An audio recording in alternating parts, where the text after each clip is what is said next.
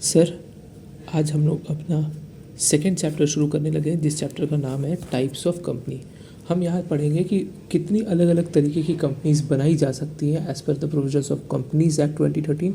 और अगर आप वर्ल्ड वाइड देखो तो क्या कॉन्सेप्ट होता है, कितने तरीके की कंपनीज होती हैं, क्या on the basis of registration कुछ कंपनीज हो सकती हैं, क्या on the basis of registration कुछ कंपनीज हो सकती हैं, या क्या on the basis of liability कुछ कंपनीज हो सकती हैं। यही सारी चीज़ें हमें देखनी है, जिसमें हम सबसे पहली जो डेफिनेशन करने लगे वो है प्राइवेट कंपनी की। प्राइवेट कंपनी की डेफिनेशन कहाँ दे रखी है? Section 2 clause 68। प्राइवेट कंपनी वो कंपनी होती है जो सेक्शन 2 क्लॉज 18 में डिफाइंड है एज अ प्राइवेट कंपनी। मतलब आप जो जनरल परसेप्शन लेके चले हो ना कि यही प्राइवेट कंपनी होती है, ऐसा कुछ नहीं है। जो हमने लॉ मेकर्स ने सेक्शन 2 क्लॉज 68 में डिफाइन कर रखा है अबाउट अ प्राइवेट कंपनी, तो वही एक प्राइवेट कंपनी मानी जाती है। उसके अलावा कोई भी कंपनी प्राइवेट कंपनी नहीं मानी जाएगी। उन्होंने क्या शुरू किया है, डेफिनेशन कैसे शुरू करी है? Private company means a company. Stop. Private company means a company. अच्छा, आपने कंपनी की डेफिनेशन तो पढ़ी है सेक्शन 2 क्लॉज 60 में, सॉरी 2 क्लॉज 20 में। 2 क्लॉज 20 में कंपनी का मतलब क्या था? वही जो इनकॉर्पोरेटेड है अंडर दिस एक्ट और अंडर प्रीवियस कंपनी लॉ, यानी जिसके नाम पे सर्टिफिकेट ऑफ इनकॉर्पोरेशन इशू कर दिया है COI यानी INC 11 में। किसने इशू कर दिया है? ROC ने। तो वो क्या हो जाएगी? कंपनी मान ली जाएगी, क्योंकि वो रजिस्टर्ड है एज पर कंपनीज एक्ट 2013 या प्रीवियस वाले किसी कंपनीज एक्ट में उनके प्रोविजंस को देखकर रजिस्टर करवाई थी किसी ने कंपनी, तो वो भी कंपनी मानी जाएगी। तो private company means a company.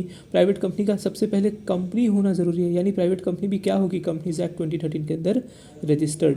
Private company means a company which has a minimum paid up share capital as may be prescribe, जिसकी उतनी कैपिटल होनी चाहिए जितना प्रिस्क्राइब किया जाएगा। और जब भी लॉ में ये वर्ड आता है एज मे बी प्रिस्क्राइब, तो प्रिस्क्राइब कहाँ किया जाता है? प्रिस्क्राइब करने की पावर किसके पास है? प्रिस्क्राइब करने की पावर सेक्शन 469 के अंदर सेंट्रल गवर्नमेंट के पास है, और सेंट्रल गवर्नमेंट प्रिस्क्राइब करती है बाय मेकिंग रूल्स। हालांकि ये रूल बनाने की पावर उन्होंने डेलीगेट कर रखी है MCA को। तो यानी private company means a company having a minimum paid up share capital as may be prescribe, जिसकी उतनी कैपिटल होगी जितना MCA प्रिस्क्राइब करेगी बाय मेकिंग द रूल्स। और क्या MCA ने रूल्स में कुछ प्रिस्क्राइब कर रखा है? Nothing has been prescribed. यानी आज अगर आप प्राइवेट कंपनी बनाना चाहो तो क्या 100 रुपये से भी प्राइवेट कंपनी बनाई जा सकती है क्या? बिल्कुल यस। क्या 1 रुपये से प्राइवेट कंपनी बनाई जा सकती है क्या? Answer is no. क्यों? अभी तो आप कह रहे हो private company means a company having a minimum paid up share capital as may be prescribe and nothing has been prescribe. तो क्या 1 रुपये से भी कंपनी बनाई जा सकती है? आंसर तो यस होना चाहिए। लेकिन यहाँ एक चीज़ हिडन है। क्या हिडन है? Private company means a company having a minimum paid up share capital as may be prescribe.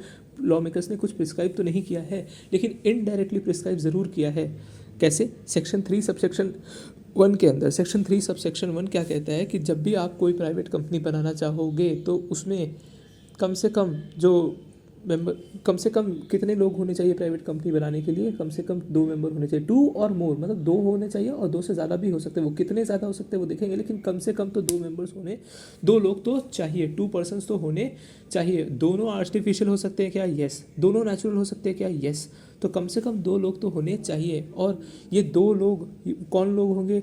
जिनका नाम MOA के सब्सक्रिप्शन क्लॉज में बतौर सब्सक्राइबर, बतौर सिग्नेटरी लिखा जाएगा। और every subscriber shall take at least 1 share. तो इन 2 लोगों को कम से कम 1-1 शेयर लेना पड़ेगा, और 1-1 शेयर के लिए कम से कम 1-1 रुपये तो देने पड़ेंगे। क्यों? क्योंकि शेयर्स के लिए शेयर्स इशू तभी होगा, इशू कंप्लीट तभी माना जाएगा जब there is a consideration. Shares can not be issued for free. तो कम से कम 1-1 रुपये तो लेने पड़ेंगे, है ना? तो जब आप 1-1 रुपये उनसे लोगे एवरी सब्सक्राइबर, और कम से कम 2 लोग हैं, तो 2 लोग से 1-1 रुपये के तौर पे 2 रुपये आ जाएगी। तो प्राइवेट कंपनी की यहाँ पे कैपिटल, पेड अप कैपिटल कितनी हो जाएगी? 2 रुपये कम से कम, मिनिमम बेसिस पे। रूल्स में प्रिस्क्राइब नहीं है, लेकिन इंटरप्रिटेशन सेक्शन 3 और 4 को कनेक्ट करके कम से कम तो 2 रुपये होने चाहिए। Means a company having a minimum paid up share capital as may be prescribe, nothing has been prescribed, but you know that every private company shall have a minimum of 2 persons which shall be treated as subscriber, and every subscriber shall take at least 1 share। तो एक share लेने के बाद वो बनेंगे share holder, और shares के basis, share holder बनने के बेसिस पे उन्हें 1-1 रुपये तो देना पड़ेगा। बट इतना कह देने से प्राइवेट कंपनी ख़त्म नहीं होती। एंड प्राइवेट कंपनी वो है जिसकी कैपिटल ये वाली रहेगी, ऊपर वाली, and which by its articles, और साथ साथ में उसके आर्टिकल्स में रेस्ट्रिक्शंस, लिमिटेशंस और प्रोहिबिशंस भी होगा। आर्टिकल्स क्या होता है? सेक्शन 5, सेक्शन 2 क्लॉज 6 के अंदर सेक्शन 2 क्लॉज 5 के अंदर डेफिनेशन दे रखी है और आर्टिकल्स होते क्या हैं, सेक्शन 5 बताता है कि ये इंटरनल रूल्स एंड रेगुलेशंस होती है, जिसकी आर्टिकल्स में ये 3 बातें होती है। क्या बातें? restricts the right to transfer its shares, limits the number of its members to 200 except in case of OPC, and prohibits any invitation to public to subscribe for the securities। अच्छा, articles में 3 बातें में पहली बात क्या लिखी है? That which by its articles restricts the right to transfer its shares. Which by its article, जो अपने आर्टिकल्स के जरिए रेस्ट्रिक्शन लगा रही है, दैट रेस्ट्रिक्ट्स द राइट टू ट्रांसफर इट्स शेयर, कि आप उसके शेयर, आप बतौर शेयर होल्डर उसके शेयर ट्रांसफर नहीं कर सकते। यानी रेस्ट्रिक्शन किसके ऊपर है? शेयर होल्डर के ऊपर। कि विच बाई इट्स आर्टिकल, जिसने रेस्ट्रिक्शन लगा रखी है शेयर होल्डर पे कि आप बतौर share holder of a private company, बतौर member of a private company उसके शेयर ट्रांसफर नहीं कर सकते। There is a restriction, share transfer नहीं कर सकते। प्रोहिबिशन ना, प्रोहिबिशन नहीं है, एब्सोल्यूट प्रोहिबिशन नहीं है, रीजनेबल रेस्ट्रिक्शन है। मतलब ये रीजनेबल रेस्ट्रिक्शन क्या कहती है कि अगर आप उसके शेयर्स ट्रांसफ़र करना चाहते हो तो आपको सबसे पहला ऑफर जो देना पड़ेगा वो एग्जिस्टिंग शेयर होल्डर को देना पड़ेगा। यही तो रेस्ट्रिक्शन है। There is a restriction that you, there is a restriction on the share holders that they can not transfer its shares. मतलब शेयर्स फ्रीली ट्रांसफरेबल नहीं है, रेस्ट्रिक्शन है। और वो रेस्ट्रिक्शन क्या है कि जब भी उसे बेचने होंगे शेयर्स तो ही will have to first make an offer to the existing share holders. और क्या ये रेस्ट्रिक्शंस है on right to transfer it shares? क्या ये रेस्ट्रिक्शन है on right to acquire it shares? नहीं। रेस्ट्रिक्शन है on the right to transfer it shares, कि जब आप ट्रांसफर कर रहे हो तो आपको पूछ के ट्रांसफर करना है, जब आप अक्वायर कर रहे हो तो पूछने की ज़रूरत नहीं है। Restricts the right to transfer its shares, transfer के ऊपर रेस्ट्रिक्शन लगा रखी है। क्या एक्विजिशन के ऊपर कोई रेस्ट्रिक्शन है? नहीं। क्या रेस्ट्रिक्शन है और प्रोहिबिशन है?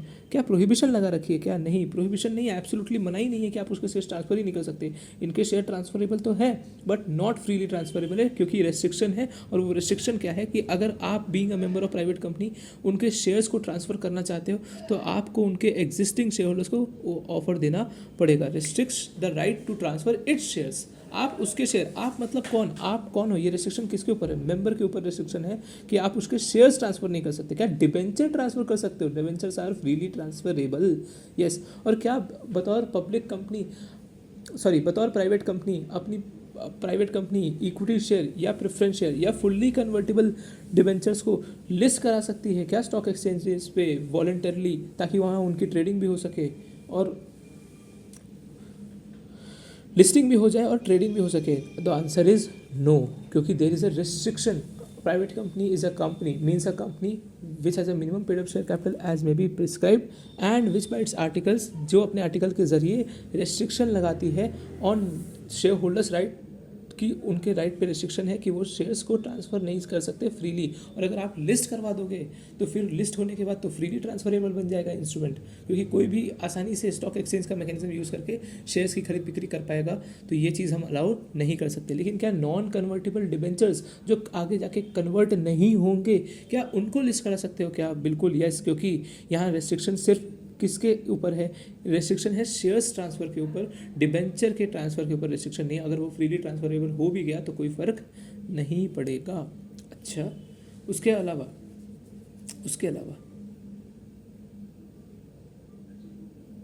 हमने ये भी डिस्कस किया कि रेस्ट्रिक्शन है on the right to transfer its shares, debentures transfer हो सकते हैं। रेस्ट्रिक्शन है, प्रोहिबिशन नहीं है। मतलब रेस्ट्रिक्शन ये कहती है कि आपको एब्सोल्यूट मना ही नहीं है, लेकिन अगर आपको शेयर्स ट्रांसफ़र करने हैं तो एक रेस्ट्रिक्शन है कि आपको फर्स्ट ऑफर करना पड़ेगा to the existing share holder. And transfer के ऊपर रेस्ट्रिक्शन है, कोई एक्विजिशन पर रेस्ट्रिक्शन नहीं। अक्वायर करना तो आप अक्वायर कर भी सकते हो फ्रीली, किसी की ऑब्जेक्शन के बगैर भी, किसी की अप्रूवल की ज़रूरत आपको नहीं पड़ेगी। Thank you. आगे का डिस्कशन कल।